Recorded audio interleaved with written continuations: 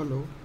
कक्षा 12वीं लेखा शास्त्र में हम लोग नए साझेदारों का प्रवेश पढ़ रहे हैं और आज हम लोग प्रश्न क्रमांक 46 देखेंगे, जो कि पाया जाता है पेज नंबर 261 और इसमें आज हम लोग देखेंगे कि पूंजी का समायोजन कैसे करते हैं।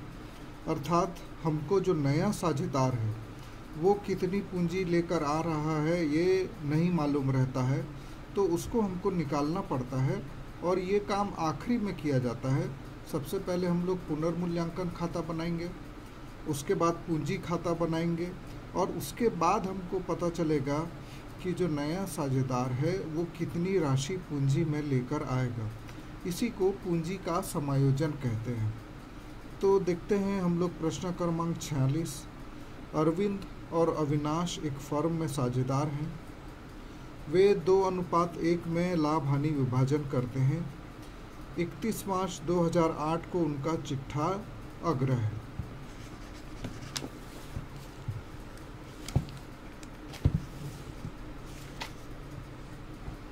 तो चिट्ठा इस प्रकार से है, इसमें दायित्व तरफ देखेंगे तो केवल लेनदार हैं और जो पुराने साझेदार हैं अरविंद और अविनाश, इनकी पूंजी दी हुई है।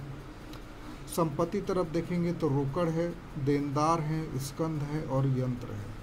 और इसका जो अंतिम भाग किंतु महत्वपूर्ण भाग है, समायोजन, यहाँ पर लिखा है, इस तिथि पर वे अमरनाथ को लाभ में 1/4 भाग के लिए निम्न शर्तों पर प्रवेश देते हैं। पहला, अमरनाथ 1500 ख्याति के लाएगा।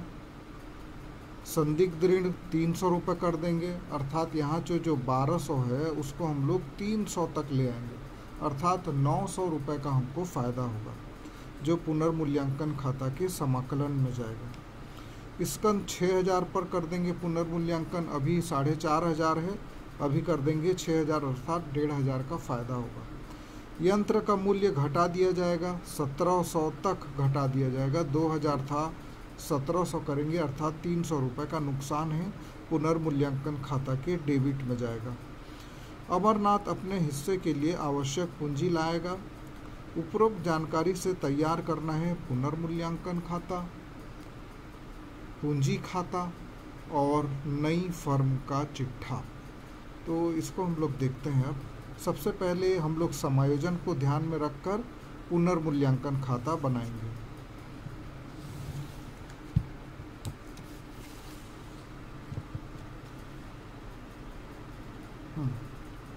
तो पुनर्मूल्यांकन में जैसा कि हमने प्रश्न में देखा था, ये लिखा हुआ है कि देनदारों पर संदिग्ध ऋण के लिए संचय को 300 रुपये तक घटा दिया जाए। चिट्ठा में आप लोग देखेंगे लिखा हुआ है 1200 रुपये संचय है, तो इसको 300 रुपये तक कम करना है, अर्थात 900 रुपये हमारे बच रहे हैं, जो कि हम लोग समाकलन में ले लेंगे संदिग्ध ऋण 900 रुपये। उसके बाद लिखा है स्कंद को 6000 पर पुनर्मूल्यांकित किया जाए। पहले चिट्ठे में है 4500, 6000 करना है, अर्थात 1500 की वृद्धि हो रही है, इसको भी हम लोग समाकलन में लिख लेंगे।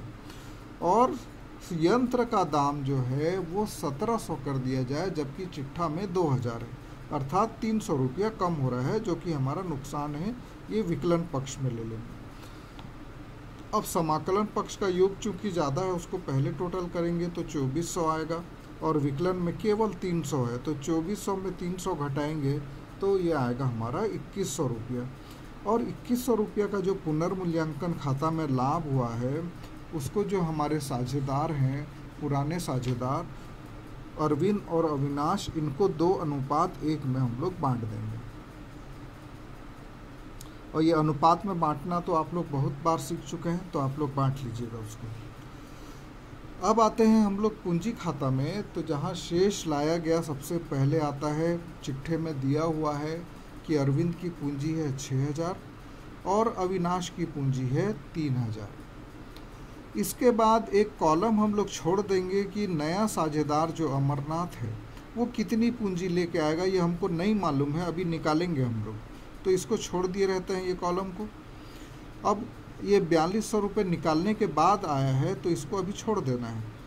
उसके बाद ख्याति के रूप में वो 1500 लेके आया है, उसको दोनों साझेदारों को बांट देंगे 1000 और 500, अर्थात 2:1 में।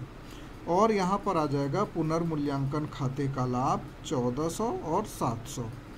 तो ये अमरनाथ के दोनों कॉलम को हमको बिल्कुल ब्लैंक छोड़ देना है अभी। तो ये अरविंद और अविनाश का टोटल करेंगे तो समाकलन में आएगा 8400 और 4200। इसी टोटल को हम लोग यहाँ पर लिख देंगे, और यदि विकलन में कोई मद रहता तो उसको घटा के शेष ले गए लिखते। चूँकि यहाँ पर कोई मद नहीं है इसलिए यही शेष ले गया आएगा 8400 और 4200।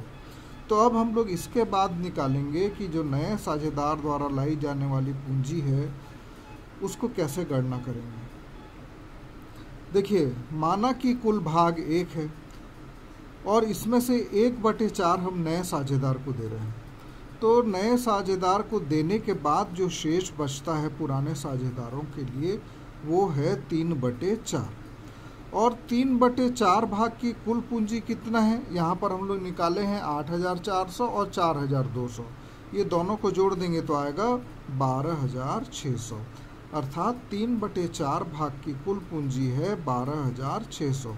तो पूरे एक भाग की पूंजी कितनी हो जाएगी, 12600 गुणित 4/3। इसको हम लोग पलटी कर देंगे तो ये आ जाएगा 16800। ये नए फर्म की पूंजी होना चाहिए।